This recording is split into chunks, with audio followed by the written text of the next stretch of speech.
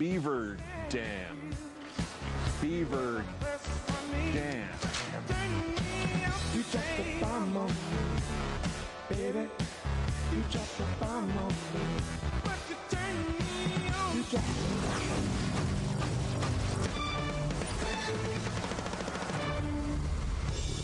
It has been the lights out moment for countless religions and cults. A leader announces he has superpowers and promises on such and such a date to prove it. Day arrives, nothing happens. Leader escapes to Nutley, New Jersey. Our third story in the countdown, while Paramount Pictures wonders if it can overcome Tom Cruise's adherence to Scientology at the box office, The Faith is set to open up its own super center where believers can hone their superpowers in beautiful downtown Clearwater, Florida. The 57 Perceptics, described by founder L. Ron Hubbard, will be brought out by use of machines including an anti-gravity simulator and something with a gyroscope. So Mr. Cruise has a place to improve his gravity, his compass direction, and especially the saline content of self. While you check yours, Dateline's Hoda Kotb got to sit down with former and current members of the group to talk about the #1 face of the Church of Scientology.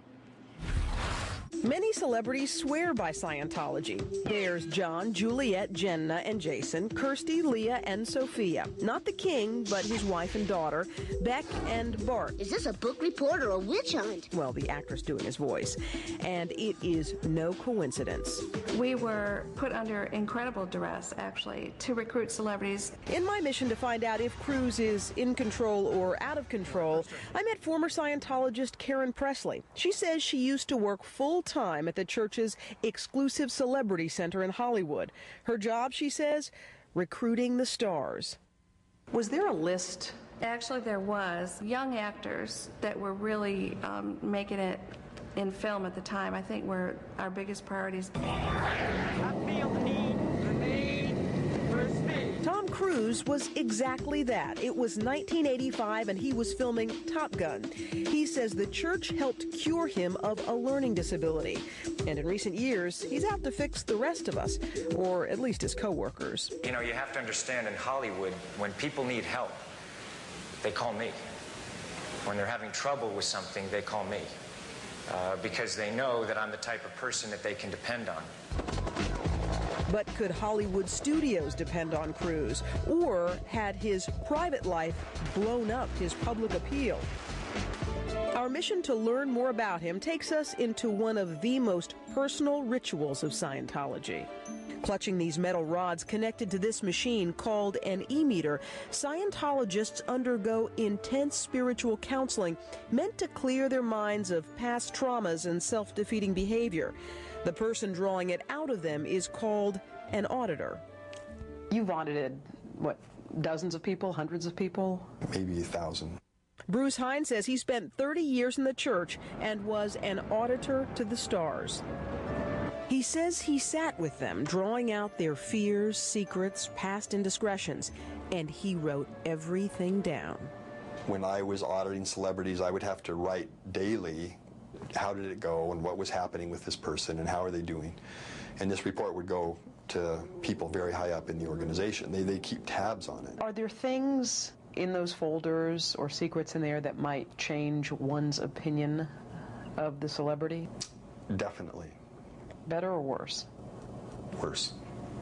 He would not reveal what he learned from the stars, but he told us in 2000 he was sent to audit Cruise's then-wife Nicole Kidman and find out if and why she was losing interest in Scientology. How concerned were the leaders in Scientology that Nicole Kidman wasn't really, showing enough interest in the church? Fairly concerned, as evidenced by the fact that they sent me down there. Why do you think Nicole ultimately left Scientology? She felt it wasn't for her. It wasn't what she wanted to do in life. Do you think she could have remained Mrs. Tom Cruise and not be a Scientologist? In my opinion, no. Their view of life would be so at odds with each other. I don't think that they could have a very meaningful relationship. Mm-hmm. So with Katie, it was court and convert. Are you a Scientologist? Have you looked into it yourself? I have looked into it myself, and I really like it, and I think it's really wonderful. Have you tried any sessions at all, or any auditing or anything like that? Yeah, and it's really, I feel like I'm bettering myself. as she joins the A-list cast of Scientology. My mission was to delve into the world of the church's leading man. I sat down with one of the highest-ranking members of the Church of Scientology. Mike Rinder rarely talks publicly about his most famous church member. I've known Tom for 15 years. I consider him a friend. Do you think he's a good spokesperson for Scientology?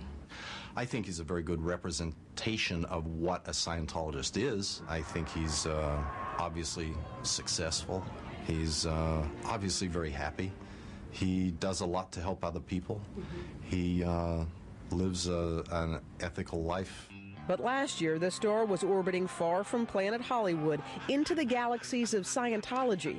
Many wondered, did he wander off too far? Does the church ever call Tom Cruise and say, you know what, pull back the reins a little? No, I don't think anybody in the world calls Tom Cruise and tells him to pull back the reins. But Tom Cruise and other celebrities do promote Scientology's agenda.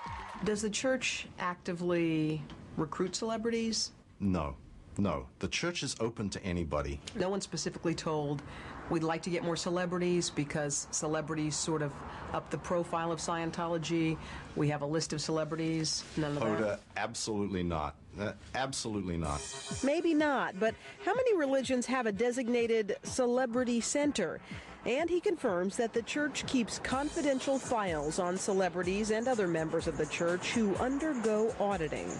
So what happens, my question is, what happens to those notes, those files? They're locked in file cabinets in locked rooms. Never to be opened? Never. Only the auditor. They're for the auditor. They're not for anybody else. The church says former auditor Bruce Hines never met with Nicole Kidman and should not discuss his work for the church. The church goes on to dispute both his and Karen Pressley's statements and questions their motives. Just because someone says something, particularly a former someone who is, seeking to have their minute of fame by making statements that sound sensational, that doesn't make it true. One thing is for sure, Tom Cruise's behavior over the last year has raised the profile of Scientology. The question is, for better or worse?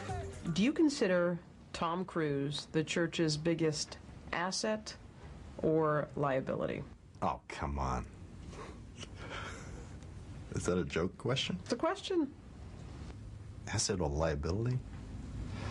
Tom Cruise is the biggest movie star in the world, and Tom Cruise is a Scientologist. But will Cruise